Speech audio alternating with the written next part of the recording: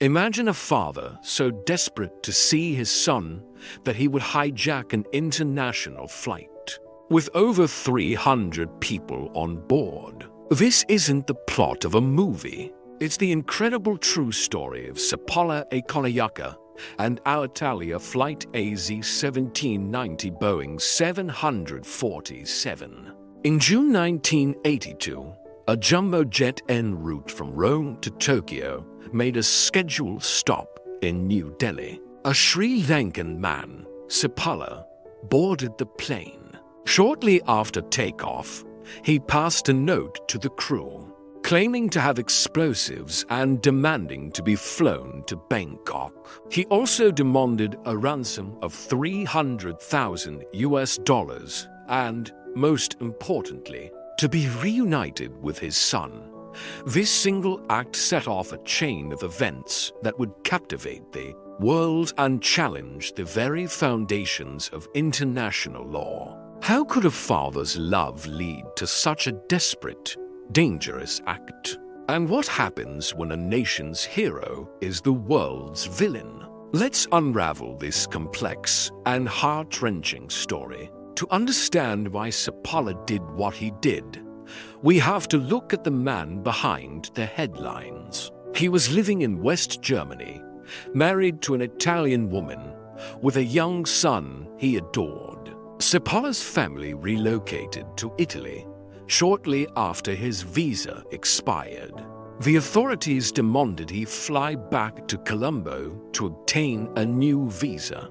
Upon return, however, he learned that it would take 6 years before he was granted one. For Sepala, this was a tragedy struck upon. The pain of separation was unbearable. He tried every legal avenue to reunite with his child, but the immigration system seemed impenetrable. He now had to live with a heart left behind in Italy.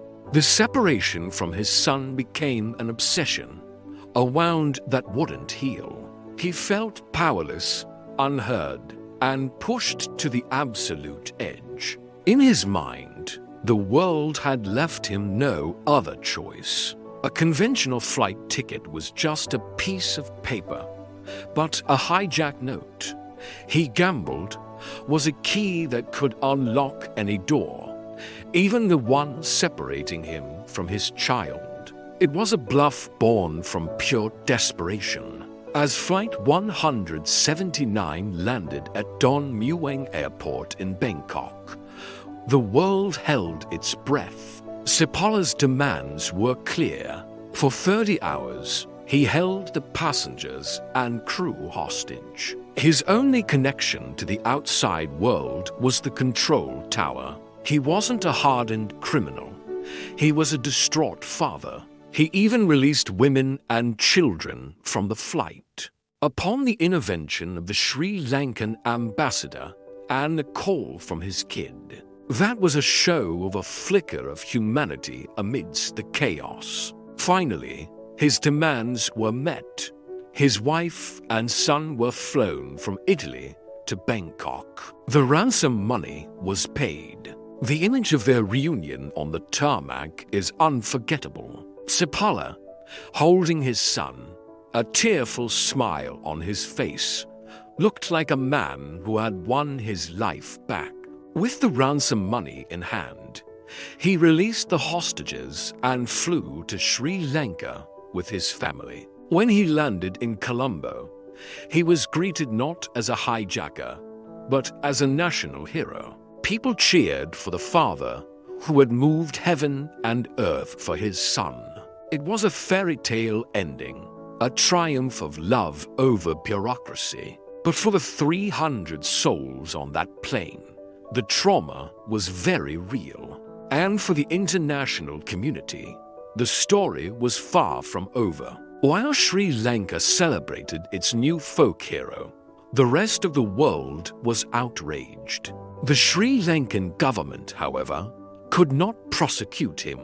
Italy was furious. A crime against its national airline, and its citizens had seemingly gone unpunished. The Italian government demanded Sepala's extradition to face justice. They weren't alone. International pilot associations and aviation authorities joined the chorus of condemnation.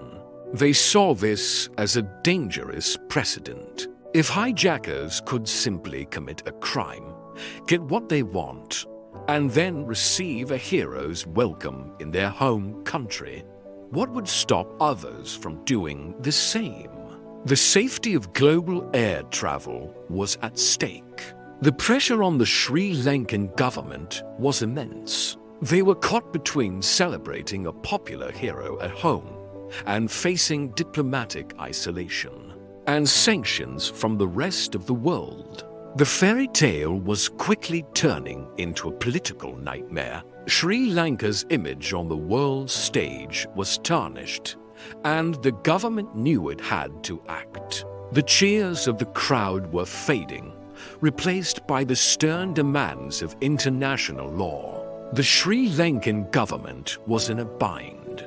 They had a hijacker on their soil, but there was a huge problem. At the time, Sri Lanka had no specific law against hijacking. The crime had been committed outside its territory, and the existing legal framework was not equipped to handle such a complex international incident. How do you punish a crime that, legally speaking, doesn't exist in your country's law books? The government had to build a legal cage after the bird had already flown the coop.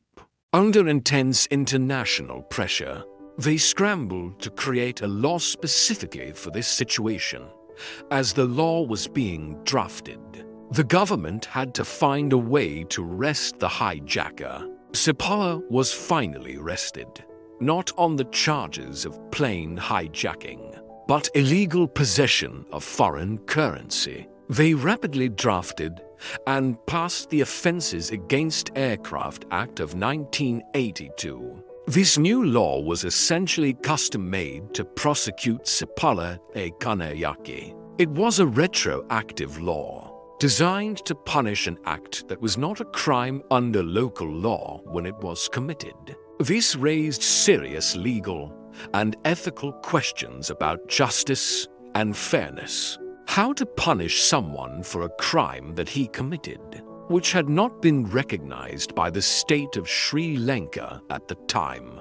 It was against the constitution, but for the government, it was a necessary move to appease the international community and restore order. Sepala, who thought he had one, was about to find himself trapped in a legal web woven just for him.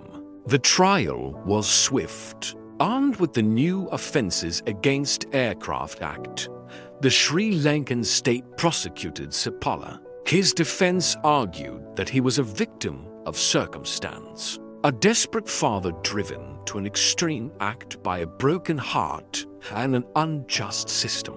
They painted a picture of a man who never intended to harm anyone. The prosecution, however, focused on the terror inflicted upon the 300 hostages and the grave danger he posed to international aviation. They argued that the general principles recommended by the community of nations a rare instance, where the state recognized the international law to punish a citizen. In the end, the court found him guilty. The hero's welcome had turned into a prison sentence. Sepala was sentenced to 5 years in prison, although this was later reduced, and he was released after serving a few years. He never saw the ransom money, which was recovered, and tragically, his reunion with his son was short-lived. His wife and son soon returned to Italy, and he lost them all over again. The law had made its point decisively. The story of Sepala Ekanayake is a powerful reminder that the law is absolute. It doesn't bend for love, desperation, or public opinion. While we can empathize with the pain of a father separated from his child, We must also recognize the terror and risk his actions created for hundreds of innocent people. His story forced Sri Lanka, and indeed the world, to strengthen laws against air piracy, ensuring that the skies remain safe for everyone.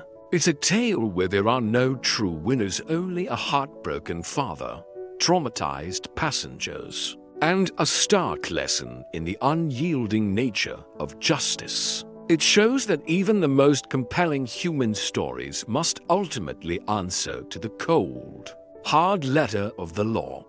International systems function guaranteeing the greater good, depending on the trust each state places.